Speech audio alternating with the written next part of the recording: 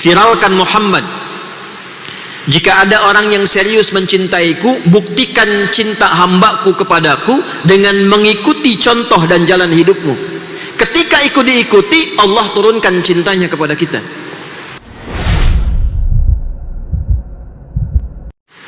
Nabi itu, kata Ibnu Abbas, ini sunnah nih ya, kalau dikerjakan, ikut sunnah Nabi, dikerjakan dapat bukan hanya pahala, dapat cinta Allah. Itu yang mahal tuh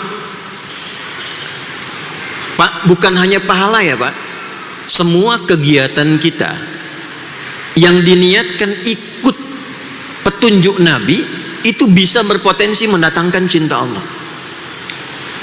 Bangun, ikut cara bangunnya Nabi. Mau minum, ikut cara minumnya Nabi. Diniatkan ingin ikut Nabi, itu seketika turun hukum Quran surah ketiga Ali Imran ayat 31. Qul in kuntum tuhibbunallaha fattabi'uni yuhibbukumullah. Viralkan Muhammad. Jika ada orang yang serius mencintaiku, buktikan cinta hambaku kepadaku dengan mengikuti contoh dan jalan hidupmu. Ketika ikut diikuti, Allah turunkan cintanya kepada kita. Jadi kalau cinta Allah sudah turun Pak Ibu, itu selesai. Dosa diampuni, rahmat diberikan, rizki dilimpahkan, ya. Belum kita berpikir minuman sudah dibagikan, itu rahmat itu. Ya, rahmat kan? Kan masuk masjid tuh baca rahmat kan? Allahumma ftahli abwaba rahmatika. Ketika rahmat datang, semua datang. Ayo bagikan tuh. Baik, balik ya. Maka kata Ibnu Abbas itu adalah kebiasaan Nabi Sallallahu Alaihi Wasallam. Satu, kalau beliau bangun tidur, beliau duduk terlebih dahulu. Ini sunnah. Bukan hanya cara, tapi sunnah. Diikuti, dituliskan pahala, potensi cinta Allah. Duduk. Ya, bangun tidur, ku terus duduk. Kan barusan dibilang, nggak ada orang bangun tidur langsung mandi itu. Ya, bangun tidur, ganti liriknya tuh di TK-TK Aisyah ya, sesuai dengan sunnah dan hadis Nabi. Bangun tidur, ku terus duduk. Dalilnya Abu Daud nomor hadis 1367, rawinya Ibnu Abbas. Bikin status tuh. Tenang dulu, biarkan darah mengalir. Setelah itu, wa masaha biyadihi min athari naumi, beliau menghilangkan bekas kantuknya dengan bagian tangannya yang bersih. Ini penting kalimat ini karena nanti ada hadis lain, jika Anda bangun tidur maka cucilah tanganmu karena engkau tidak tahu kemana tangan itu berkelana saat engkau tidur itu. Karena itu redaksinya bagian tangan yang bersih, hilangkan bekas ngantuk. Jadi bukan langsung baca doa, kantuknya hilang dulu supaya baca doa dalam keadaan sadar, paham tentang apa yang dibaca. Jadi bukan kita baru bangun kondisi ngantuk langsung baca doa. Biasanya kalau bangun jam 3 alhamdulillahilladzi ahyananya iya, tapi begitu amatana panjang. Alhamdulillahilladzi ahyana, masih jam 3. Ba'dama amatana, begitu amatana dibuka udah jam 5 tuh. Nggak sadar. Apalagi azannya yang subuh itu naumnya yang panjang. Di Madinah Ustaz sholatnya yang panjang kan? Saya kemarin di Madinah tuh saya cek lagi, oh betul sholatnya yang panjang pas adzan subuh tuh. As-salatu khairum minan naum. Masjid Nabawi. Begitu ke Sidoarjo kenapa mau yang panjang? As-salatu khairum minan naum. Tidur lagi kita. Karena itu kita sadar dulu, sadar, hilangkan bekas ngantuk. Nah ini poinnya. Kalau kita pindah ke Al-Bukhari, riwayat Mu'adz bin Jabal dan Jundub bin Junadah radhiyallahu ta'ala anhuma, diseling dengan doa dulu, alhamdulillahilladzi ahyana ba'dama amatana wa ilaihin nusyur. Itu belum selesai. Setelah itu faqara'a khawatima Ali Imran, maka beliau mengajarkan kita membaca, menelaah 11 ayat terakhir surah Ali Imran. Itu sudah rutin Pak. Itu karakter orang Islam tuh, karakternya saat bangun dia membawa spirit Ali Imran ayat 190 sampai ayat ke-200, 11 ayat.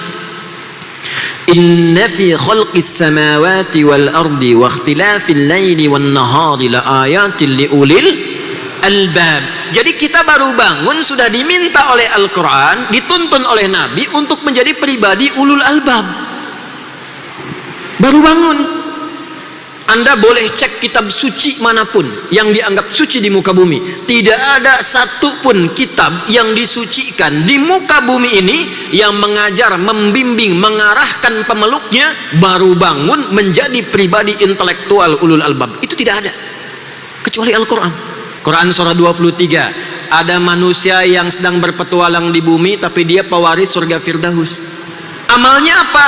Dikeluarkan ayat 1 sampai 9-nya. Qad aflahal mu'minun alladzina hum fi salatihim khashi'un. Jadilah kegiatan kurikulum. Ingat, bukan profesi. Penghuni surga Firdaus itu profesinya banyak. Bisa dokter, bisa camat, bisa lurah. Tapi punya karakter. Apa karakternya? Kalau sholat khusyuk. Kalau sekedar sholat surga biasa. Tapi kalau ingin Firdaus, belajar khusyuk menikmati sholat. 1. Walladzina hum 'anil lagwi mu'ridun. Yang enggak penting tepikan. Ini bermanfaat, berkata bermanfaat, katakan. Mendengar ada manfaatnya, dengarkan. Yang tidak ada manfaatnya, dia jauhi. Itu karakter namanya. Profesinya boleh apa saja. Turunkan itu ke bumi. Jadikan panduan dalam berkehidupan. Maka itu yang dimaksud kurikulum akhirat. Jadi ketika meninggalkan dunia, siap dengan bekal akhirat. Firdaus sudah menunggu. Karena persiapan bekal kita siapkan dari sekarang. Dunianya tidak hilang, minumnya tetap sama, makan tetap makan, kerja tetap kerja. Hanya bedanya kerja di tempat yang sama. Ada yang tidak sholat, ada yang sholat, ada yang sholatnya khusyuk. Itu yang kita siapkan. Nah, itulah ulul albab. Itu sebabnya ketika kita bangun kita katakan alhamdulillahilladzi ahyana ba'dama amatana wa ilaihin nusyur. Ya Allah, terima kasih Engkau berikan padaku kesempatan hidup saat ini sesuai ajalku. Walaupun Engkau tahan sementara tadi dalam tidurku. Perhatikan kalimatnya, perhatikan. Aku berjanji sekarang akan menyebar di dunia mencari persiapan bekal untuk pulang kepadamu. Nusyur itu menyebar untuk kembali. Wa ilaihin nusyur, aku sekarang ingin menyebar untuk cari bekal persiapan pulang kepadamu. Jadi kalau Anda bangun tidur baca doa itu kemudian maksiat, itu khianat kepada doanya. Jadi nggak mungkin ada orang baca doa itu berbuat kriminal, itu mustahil. Karena dia komitmen. Allah kemudian ngasih panduan. Oh, kamu ingin cari bekal? Ini cari bekalnya ya. Cari bekal yang membuat engkau semakin dekat denganku. 1. Kedua, pahami tentang esensi kehidupanmu di muka bumi. Lalu tanya balik, merencanakannya bagaimana ya Allah? Teruskan ayatnya. Alladzina yadhkuruna Allaha qiyaman wa qu'udan wa 'ala junubihim wa yatafakkaruna fi khalqis samawati wal ardh. Nah, saya mau sampai ke situ. Ulul albab itu dia menyiapkan bekal untuk pulang kepada Allah. Apa yang dia lakukan? Dia menyiapkan semua agenda kegiatannya. Tafakkur itu menyiapkan sesuatu sebelum dikerjakan. Contoh gini, maaf ya Pak Ibu, sekarang jam 9, saya tanya, jam 10 Bapak mau di mana? Jam 11 nanti di mana? Sholat duhur berjamaah di mana? Asar Ibu nanti ada di mana? Jam 5 mau kerjakan apa? Jam 7 ada di mana? Malam nanti mau baca Quran berapa halaman? Hari ini sedekah mau berapa? Sudah ada belum? Ulul albab itu dia rinci, bangun tidur sudah jelas agendanya. Maka itu waktunya disebut dengan subuh. Subuh itu dari kata asbah, yang sudah siap rencana dan kegiatannya. Nah, dalam rangka merencanakan kegiatan itu mesti ada titik pusat yang membuat kita semakin dekat dengan Allah, yang menjadikan kegiatan kita terkoreksi, yang menjadikan semua aktivitas kita menjadi tenang kembali, yang membuat kebahagiaan kita datang dengan cepat. Mesti ada satu titik yang kalau kita ada persoalan balik ke situ lagi. Kalau kita ingin memulai dimudahkan, datangnya ke situ. itulah masjid.